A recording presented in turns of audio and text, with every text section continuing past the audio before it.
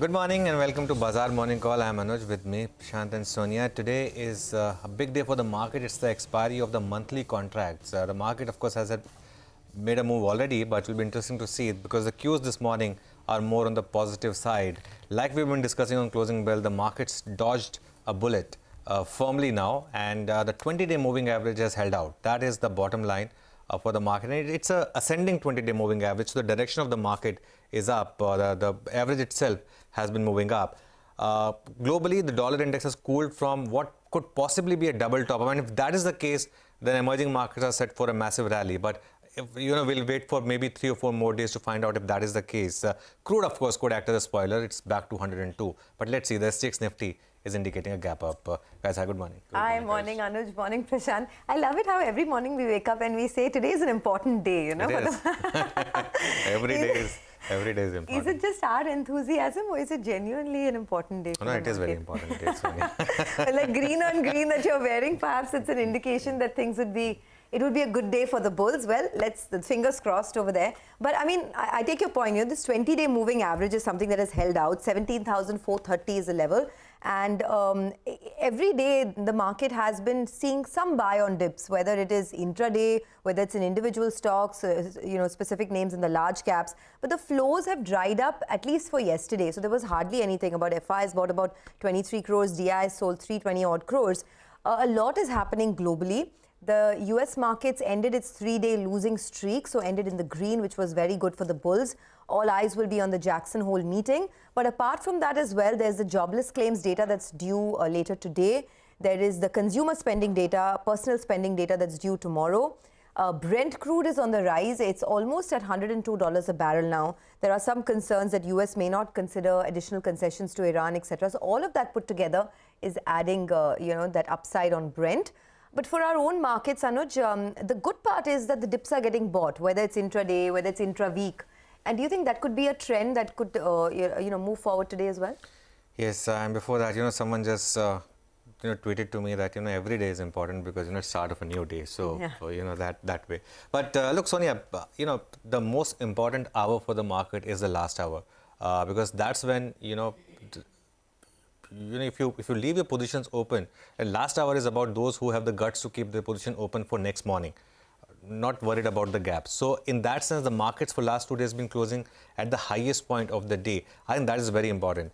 What the last few days has done is it's given us a very important line in sand, 17,345, which was the low that we hit 2 days back. And on that day was the 20-day moving average. It's moved up now, of course. But even then, 17,345 becomes important.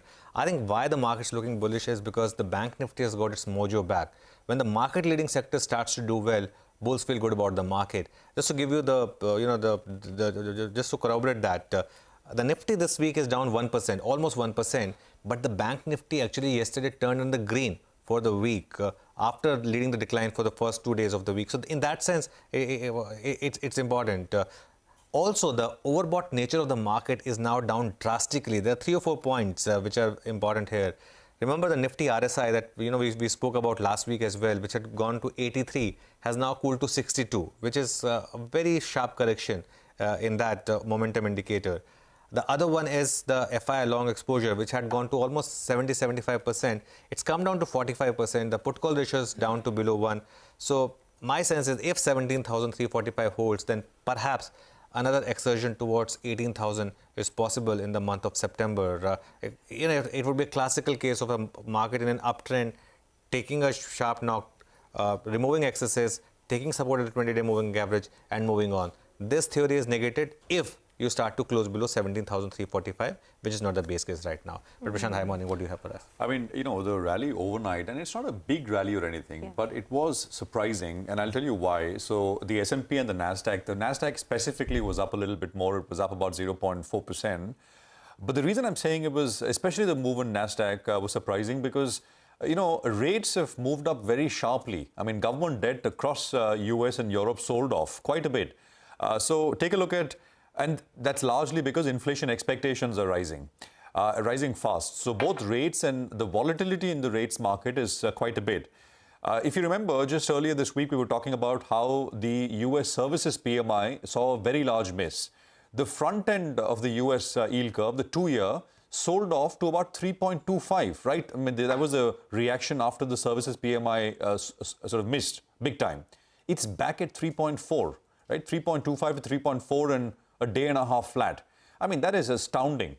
The 10-year, for example, in the US is now back at 3.1. But it's not just the US. You look at in Europe, basically, Germany, UK, other markets, but I'm going to talk about the larger ones. Expectations of central banks there have been repriced aggressively. So the UK 2-year is now near 2.9. The German 2-year went up almost 8 basis points to a nominal yield of 90 basis points. Remember, real yields are deeply in the negative still, which means the only way to bridge the gap is for sharper than expected rate increases in Europe as well. So that's the other point. Otherwise, I mean, you know, the two things which we need to be lower are slightly higher. So Brent oil is comfortably above $100 and dollar index, I mean, it's at about 108.90. There's resistance around 109.2, 109.5, but you need these lower, not higher. And I would still look at 17,745 as the initial level. It's nothing but a very near-term retracement. It's a 61.8% retracement of the recent 2-day fall, which was spread over last Friday and then this Monday. So that 61.8, the golden retracement is at 17,745. The question is, I mean, having said all of this, could India stand out? I mean, I was just thinking the RBL Bank, we were looking at the RBL Bank stock yesterday during closing hours and wondering what's going on. I mean, it was up 5-6%, then went up 10, then went up 15, and we'll talk more about that. There's a large long-only investor which has come in. Could India get outsized flows? And where? I mean, the only pushback to that is that valuations here are still are already, I mean, as someone pointed out, 100% premium to other emerging markets relative to our own valuations. We are at the top end. So that's the only kind of pushback to the view that irrespective of whatever happens, I mean, this is a solid growth story and we will get outsized flows as compared to other parts of the world. Sonia. Actually, that's a view that's been corroborated by Jim Cramer of CNBC as well. I was watching his show and he did say that the bottom is in for Wall Street. At least that's what he believes, that the worst of all the negative news is sort of priced in, you know. I mean, in the increasing chatter that a lot of people are talking about. Well, in any case, there's lots happening on the markets in the next 2.5 hours. On the equities front, first up, Amish Shah of Bank of America Securities says that they remain cautious on the markets given recessionary concerns amid slowing global growth. While they see risks of further earnings cuts, this could be cushioned by a recent moderation in macro headwinds. That being said, Nifty's valuations at 20 times 1 year forward EPS appears elevated. MSCI India's valuation premium to emerging markets remains elevated at 82% and 36% to the world.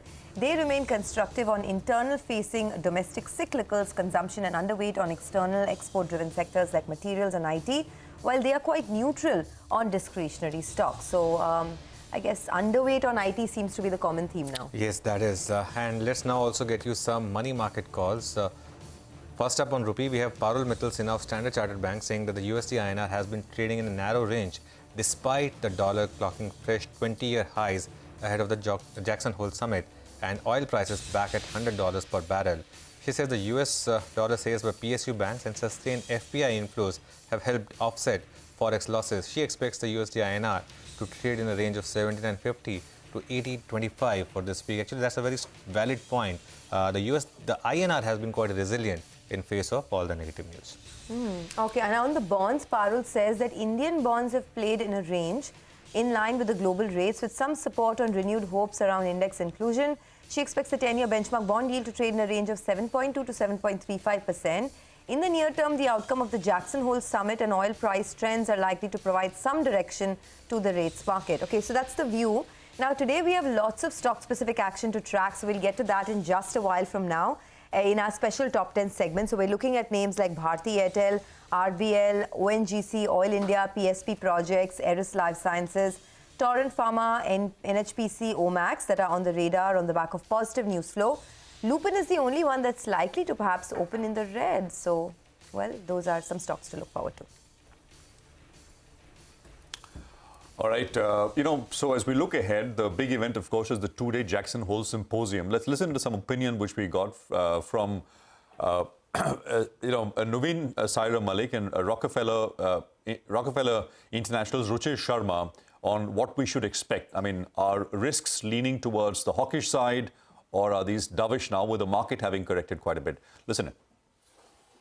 Going into Jackson Hole this week, we think there'll be two key messages. One will be slowing rate of interest rate increases, but we don't see the Fed giving out a timeline for the pivot. That's because even though headline inflation is peaked, there's a lot of sticky components of core inflation like wages and rent, and that's going to make it challenging for the Fed to give out a timeline for where they may pivot and cut interest rates. So we aren't surprised to see the market selling off after the July rally, which was based on the hopes of a Fed pivot in early 2023.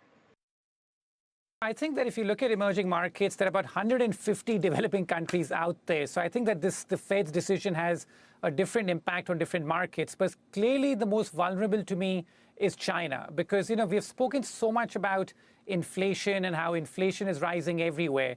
But one country that is still suffering from possible deflation is China. Their ability to stimulate and cut interest rates is going to be constrained by the fact that the Fed is increasing interest rates because that accelerates capital outflows from China. They don't want a repeat of that. The currency has already depreciated around 7% or so this year.